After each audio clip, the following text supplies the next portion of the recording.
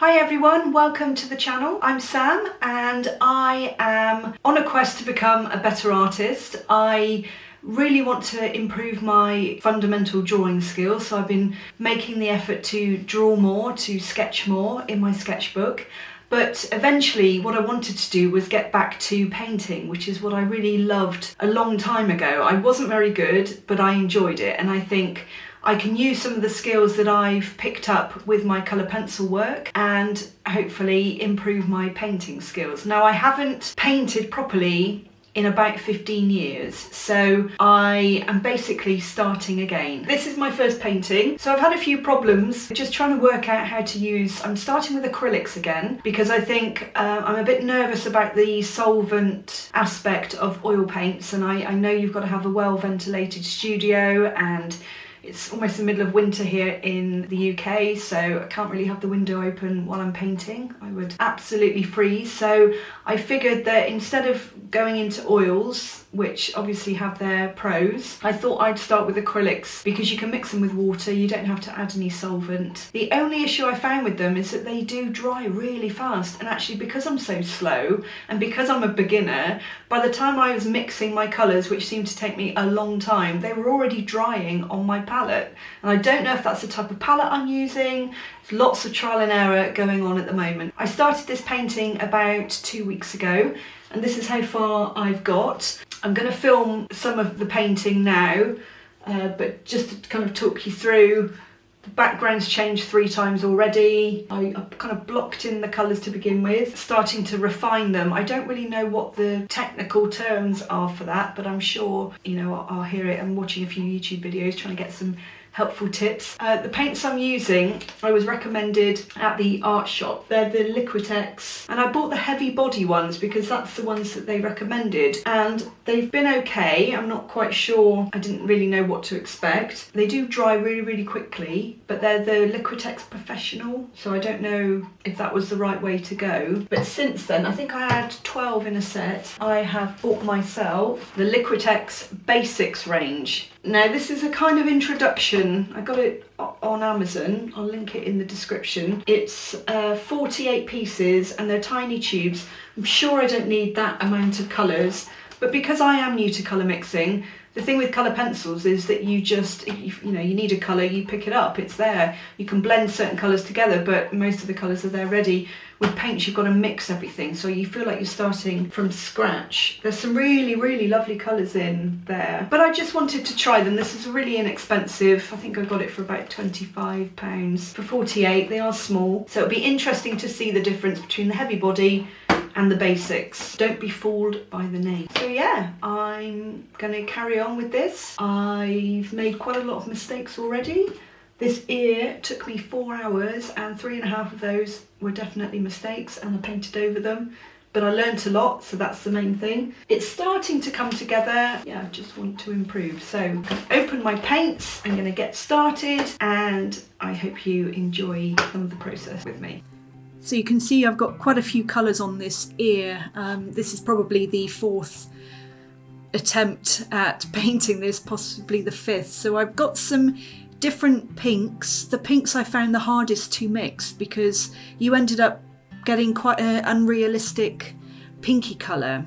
So what I found was that by adding a little bit of burnt sienna, it made it a bit more realistic and a little bit more of a purpley blue tone.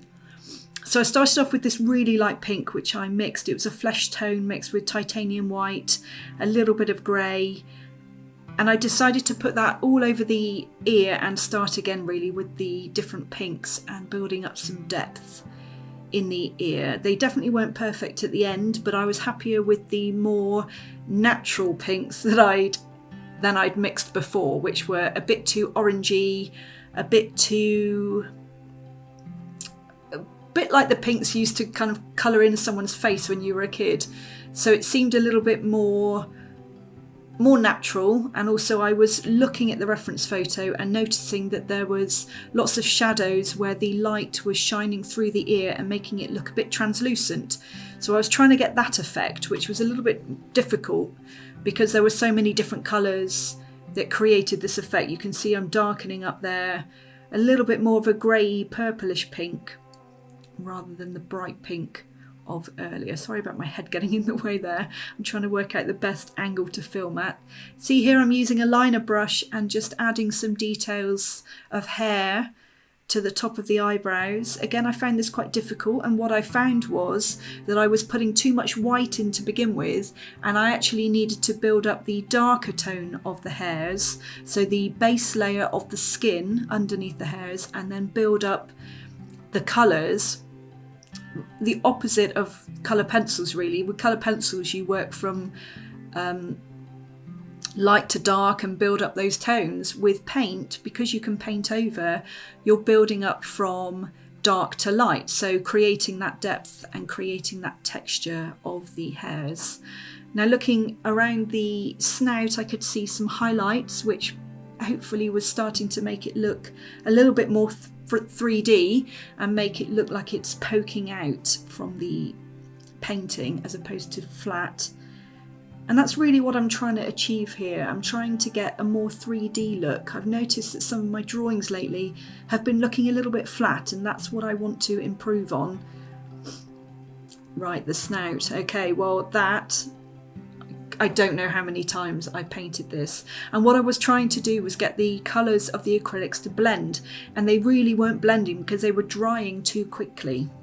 And I think I need to look into that, maybe getting some kind of flow improver or something that, you know, makes it dry a lot less quickly, and just give you enough time to be able to blend the colours together. That's what I found the most difficult with this one. So you can see I'm laying down some of the pinker tones, adding a little bit of burnt sienna, a little bit of the ochres as well, so a yellowy pink as opposed to a really reddy pink.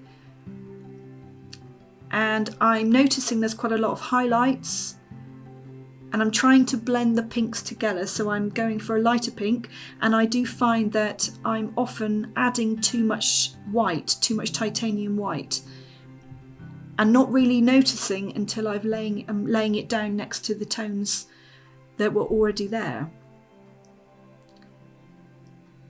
One big mistake I made with this painting was sketching the pig straight onto a white canvas, and I should have toned the paper first, which I'm going to do with my next one, which helps you to see the different tones. You see I'm going in with a darker pink here, slightly more purplish pink. I added a little bit of ultramarine blue, a little bit of the ochres and a bit of burnt sienna, instead of just the red and the white here. Darkening up a bit more. The top of the snout was quite dark and it had a bit more of a crease to it. The snout wasn't completely flat, there were dents and grooves.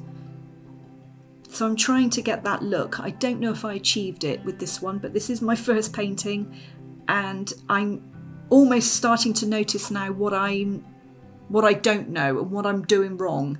I can see that it's not the effect that I'm hoping to achieve, but I can see that. So I'm trying to be quite objective and quite trying to critique my work positively, so I know what I can work on next. And it does help to make a little note of what you've learned, because it's quite easy to forget.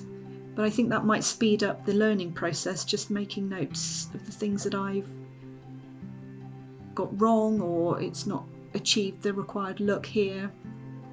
Trying to add some texture here with the darker pinks, and you can see now I've gone too light again, so I'm having to darken it up again. And these are what, you know, the layers.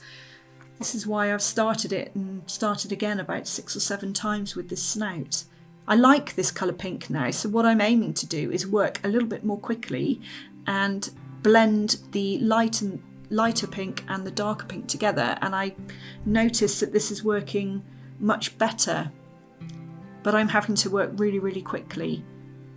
I think this is called alla prima, where you work wet into wet, and I do like the look of this. So I think it's a combination of mixing a bit more efficiently, so mixing more quickly, and also knowing my colours a little bit better. So I think the next stage is to really practice colour mixing, maybe work on a smaller study, maybe a piece of fruit or something like that, just to try and get the colours a bit fresher in my mind, so I know exactly, well, you know, that's a colour I need to add a little bit of blue, a little bit of brown, or a little bit of yellow, just to get that desired colour. Because at the moment I'm struggling. It's very much trial and error, but like with anything, practice makes progress. So the more you do it, the more you learn, and the quicker you'll be, and the more effective you'll be. So darkening up the little nostrils here of the snout, and I'm hoping that this will give it a little bit more of a 3D look, because you've got the darkest part there against the highlight, which creates that kind of illusion of depth.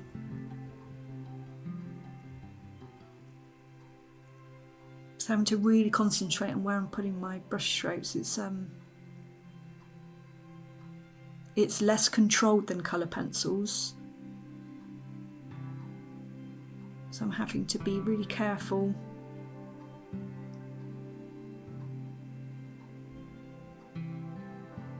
And just blending some of the darker colours into the surrounding snout, so it creates that illusion of the graduated shadow. It's not just a harsh line going from the black of the nostril to the pink. It's more of a transition, so it gradually works in. You can see I'm adding a bit of highlight, a bit more detail with these little liner brushes.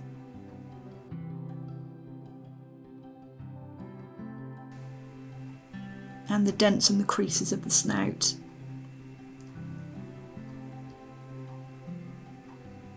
And just trying to blend again, just trying to blend these colours together. I think I need to practice a lot more with this one. And just blending the light into the dark. The darkest part was at the top. There was some highlights at the bottom. I think it's starting to take shape, but I think definitely not perfect, and a long way to go. So here's the finished portrait. You can see I've added a bit more detail to the snout, some hairs around the ears, around the eyes. I've darkened the background again. I've added a bit of shadow. I've got a love-hate relationship with this painting. There's parts I like, there's parts I really don't like, but onward and upward, on to the next one, and using all of the things that I've done wrong to improve my next piece. I really hope you enjoyed today's video and got some helpful hints on how I got started, or you can get started with acrylics. Hopefully there were some things there that were helpful. Don't forget to like and subscribe if you want to continue watching this journey into acrylics, mistakes as well as everything that goes right, and hopefully some tips along the way as well. I'm also on Facebook and Instagram. You can find me over there at samantha.cliftart, and I look forward to seeing you next time.